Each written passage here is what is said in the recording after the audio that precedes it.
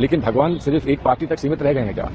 निमंत्रण देने हैं और उसमें अगर उत्साह और उल्लास सबका देखना है तो सभी को होना चाहिए, सभी को निमंत्रित करना चाहिए। देखिए, ये तो ऐसी राम मंदिर की बात जैसे ये भारतीय जनता पार्टी का मंदिर हो। आज कह रहे हो राम सबके पुरख हैं, ओके गुड, तो गए क्यों नहीं नमस्ते करने? क्यों चूल्हा आग बबूला हो गए थे नेहरू जी? सोमनाथ के मंदिर में जाना गुनाह था क्या? देवा शरीफ जा सकते हैं, कलियर शरीफ जा सकते हैं, चराने शरीफ जा सकते हैं, अजमेर शरीफ जा सकते हैं, सोमनाथ नहीं जा सकते। और अयोध्या पूरे ना बाबा ना ना ना ना ना। नमस्कार दोस्तों, समाचार 2.0 की एक नए वीडियो में आप लोगों का स्वागत है।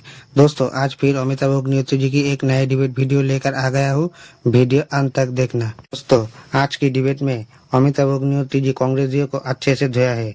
कांग्रेस के दो बड़े दिग्गज नेता सलमान खुर्शीद एंड कमलनाथ ने कहा, अयोध्या में राम मंदिर के उद्घाटन में अकेले मोदी जी को ही क्यों निमंत्रण मिला है? INDA गठबंधन के नेताओं को क्यों नहीं निमंत्रण मिला? राम लल्ला सिर्फ बीजेपी के अकेले है क्या, हमारे नहीं है? इसी बात पर अमिताभ अग्निहोत्री जी ने जो कहा वो सुनकर आपको बहुत आनंद और ज्ञान मिलेगी।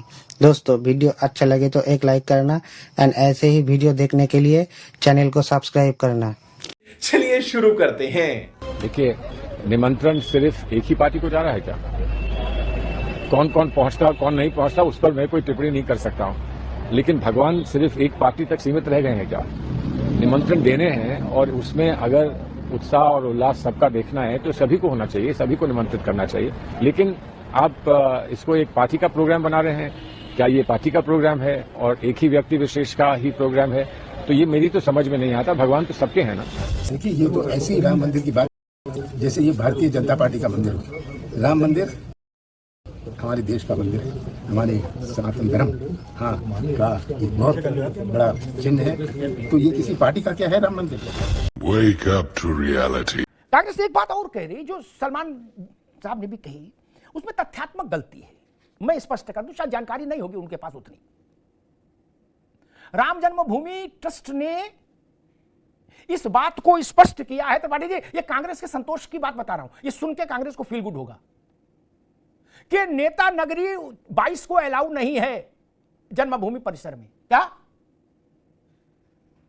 केवल विभिन्न संप्रदायों के संत महंत, देश के वैज्ञानिक, शौर्य चक्र व वीरता चक्र से सम्मानित परिवारों के लोग, अयोध्या आंदोलन में शहीद हुए लोगों के परिजन, ऐसे लोग ही उपस्थित रहेंगे। राज्यपाल, मुख्यमंत्री, फलाने मंत्री, ढिकाने मंत्री, पूर्व मंत्री, भावी मंत्री, सबको कह दिया गया नॉट अलाउड।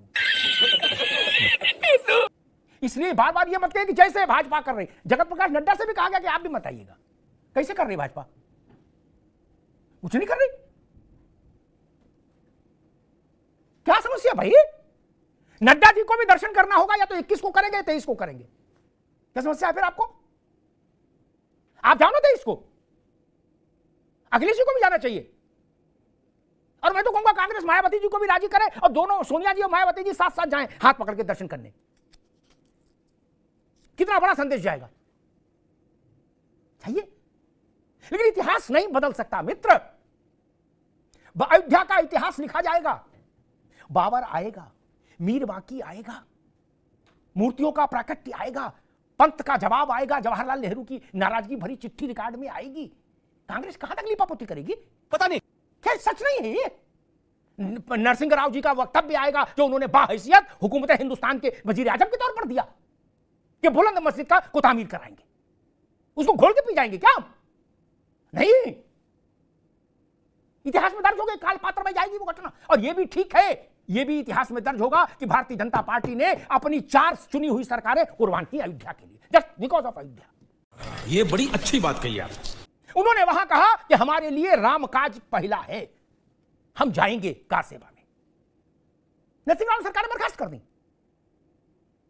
भाजपा ने उसका शौक नहीं बनाया, उसने कहा हम जनता के बीच में जाएंगे। तब कैसे कह सकते हैं?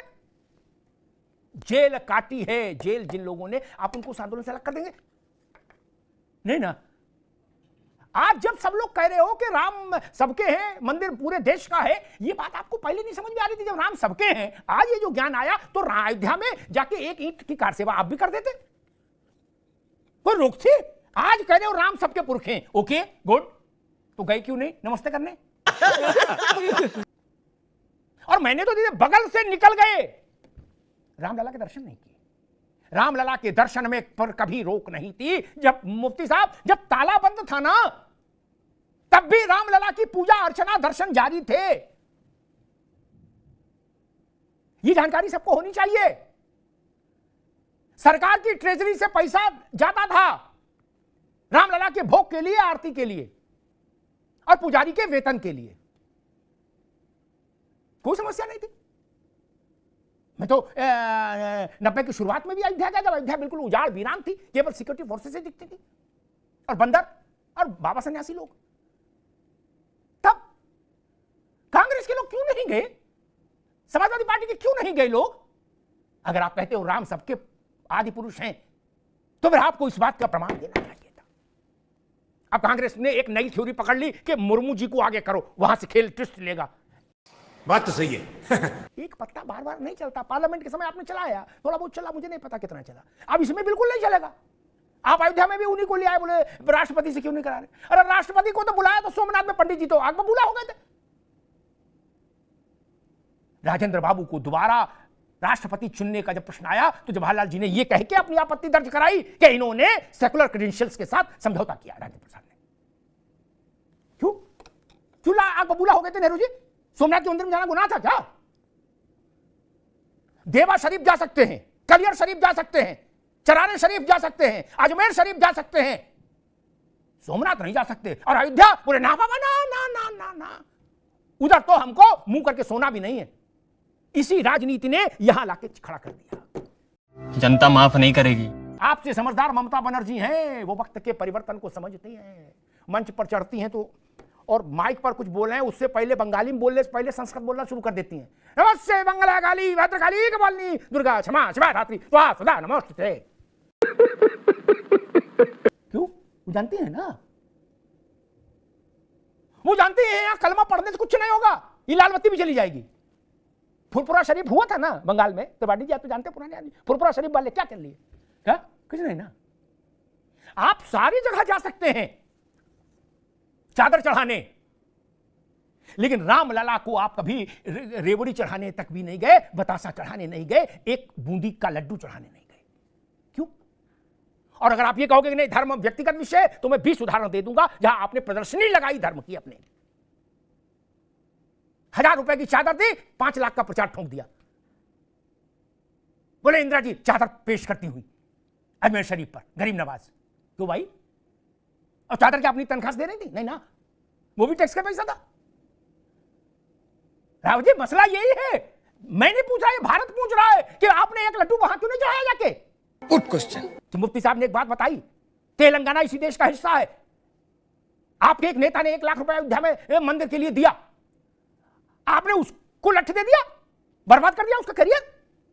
आपको चिढ़ है क्या मंदिर से? इस देश के अब तक के इतिहास में त्रिपाठी जी, जब से इतिहास ज्ञात है भारत का, कभी इतना बड़ा कोई जन सहभागिता का कार्यक्रम नहीं हुआ जिसमें 65 करोड़ लोग सीधे जुड़े हों।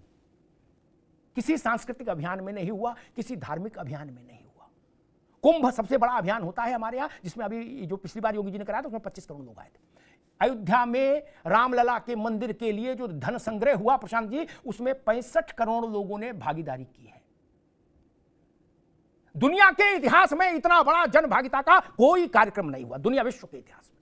ये छोटी घटना है क्या? ये कांग्रेस भाजपा सपा बसपा का मसला है क्या? आप सबको इतने वोट नहीं मिले मिला के कभी, जितने लोगों ने रामलला के लिए पैसा दिया, चाहे 1 रुपया दिया हो और चाहे मुरारी बापू ने 10 करोड़ दिए हो, ये कुछ लोगों ने उससे भी ज्यादा दिया। मैं नामों का उल्लेख नहीं करूंगा। कुंटलों में सोना और कुंटलों में चांदी इस देश ने दिया है। किसी सरकार की कृपा पर मंदिर बना है क्या? लेकिन इस बात की पीड़ा रहेगी, आप चादर चढ़ा सकते हो सेकुलर रहते हुए, लेकिन आप रामलला की आरती करने नहीं जा सकते। आपको लगता है आप कम्युनल हो जाएंगे। यह राजनीति नहीं चलेगी इस देश में ना। भाजपा रहे नहीं रहे, भाजपा जाने, अमरावती खा के कोई नहीं आया। लेकिन यह जान लीजिए, इस देश में ऐसी विचारधारा शासन नहीं कर पाएगी जो ये कहे कि मैं चादर चढ़ाऊंगी लेकिन रामलला को दीपक नहीं अर्पित करूंगी। वो विचारधारा शासन नहीं कर पाएगी। समझ में आया? ये जान लीजिए, तय हो गया। हो सकता है भाजपा हिंदू महासभा नहीं रही, भाजपा आ गई, कल क्या हो मैं नहीं कह सकता, लेकिन विचारधारा यही रहेगी। देश के स्वा के साथ, देश के आत्म तत्व के साथ खिलवाड़ नहीं हो सकता। मस्जिद कहीं बन जाए, आप उसको हटा सकते हैं? नहीं हटाएंगे ना। लेकिन आपने कहा रामलला की मूर्तियां हटा दो, ये भारत के प्रधानमंत्री ने कहा, ऑफिशियली कहा, लिखित में प्रमाण है। जवाहरलाल नेहरू ने गोविंद वल्लभ पंत को टेलीग्राम भेजा। आपको साहस कहां से आ गया? आप नाइजीरिया में पैदा हुए थे, आपको पता नहीं था देश क्या है? हम 5000 साल से गा रहे भय प्रकट कृपाला दीनदयाल, रामनवमी मना रहे, मध्य दिवस शीत घामा पावन काल लोक विश्रामा। जवाहरलाल नेहरू बताएंगे नहीं चलेगा। नपना बराबर रहेगा तो राजनीति चलेगी मित्र, नहीं तो राजनीति नहीं चल सकती। पार्टी का नाम कुछ भी हो, नेता का नाम कुछ भी हो, ये जान लीजिए। धन्यवाद। इतनी खुशी